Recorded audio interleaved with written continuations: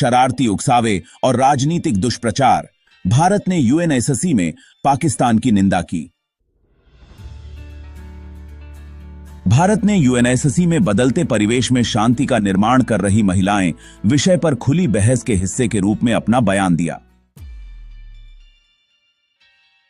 भारत ने महिलाओं, शांति और सुरक्षा पर सुरक्षा परिषद की बैठक के दौरान पाकिस्तान के शरारतपूर्ण उकसावे और राजनीतिक दुष्प्रचार की निंदा करते हुए कहा कि देश में अल्पसंख्यक समुदायों, विशेष रूप से हिंदू, सिख और ईसाई महिलाओं की स्थिति दयनीय बनी हुई है।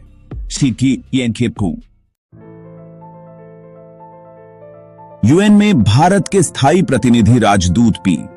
हरीश ने यूएनएससी में कहा, यह घृणित है, लेकिन पूरी तरह से अनुमान लगाने योग्य है कि एक प्रतिनिधिमंडल ने गलत सूचना और भ्रामक सूचना फैलाने की अपनी आजमाई हुई रणनीति के आधार पर शरारती उकसावे में लिप्त होने का विकल्प चुना है। यूएन में भारत ने कहा कि पाकिस्तान के पीएम की आलोचना एक हास्यास्पद बात है।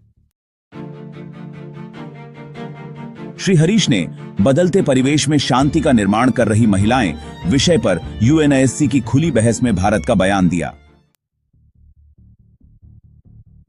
पाकिस्तान को जवाब देने के अपने अधिकार का इस्तेमाल करते हुए जिसने बहस में कश्मीर का मुद्दा फिर से उठाया, श्री हरीश ने कहा, इस महत्वपूर्ण वार्षिक बहस में इस तरह के राजनीतिक प्रचार में शामिल होना पूरी तरह से गलत है। उन्होंने कहा, हम अच्छी तरह जानते हैं कि उस देश में अल्पसंख्यक समुदायों, खासकर हिंदू, सिख और ईसाइयों की महिलाओं की स्थिति दयनीय बनी हुई है। श्री हरीश ने कहा कि पाकिस्तान के मानवाधिकार आयोग के आंकड़ों के अनुसार इन अल्पसंख्यक समुदायों की अनुमानित 1000 महिलाएं हर साल अपहरण, जबरन धर्म परिवर्तन और जबरन विवाह की शिकार होती हैं। खैर, मैं और भी बातें कर सकता हूं, लेकिन मैं यहीं समाप्त करूंगा। बहस में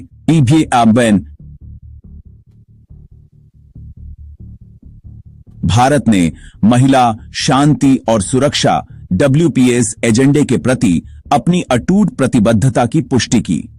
श्री हरीश ने जोर देकर कहा कि स्थायी शांति के लिए राजनीति, शासन, संस्था निर्माण, कानून का शासन, सुरक्षा क्षेत्र और आर्थिक सुधार सहित निर्णय लेने के सभी स्तरों पर महिलाओं की पूर्ण, समान, सार्थक और सुरक्षित भागीदारी की आवश्यकता होती है। कहने की जरूरत नहीं कि आम जनता और खास तौर पर महिलाओं की आर्थिक और सामाजिक भलाई स्थायी शांति के लिए जरूरी है। ये थी।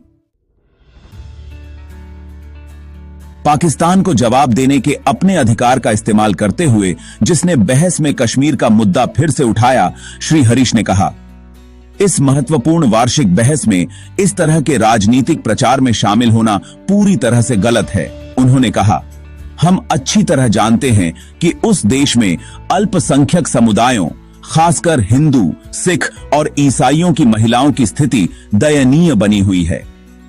श्री हरीश ने कहा कि पाकिस्तान के मानवाधिकार आयोग के आंकड़ों के अनुसार इन अल्पसंख्यक समुदायों की अनुमानित 1000 महिलाएं हर साल अपहरण, जबरन धर्म परिवर्तन और जबरन विवाह की शिकार होती हैं।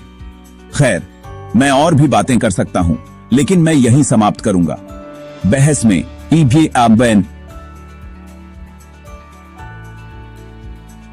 भारत ने महिला, शांति और सुरक्षा WPS एजेंडे के प्रति अपनी अटूट प्रतिबद्धता की पुष्टि की।